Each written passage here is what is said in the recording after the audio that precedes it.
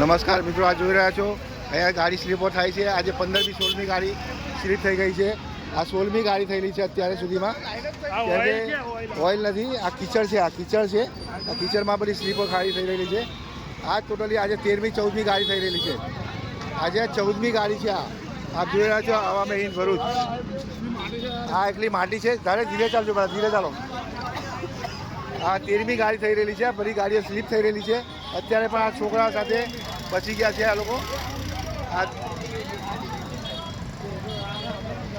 આજે આ 13મી ગાડી છે. એક આ ગાડી છે. આ ભાઈ પણ સ્લીપ મારીને પડેલા છે, જોઈ રહ્યો છું. આ અમે હિન્દ ભરૂચ. આ પણ સ્લીપ થઈને પડેલી છે.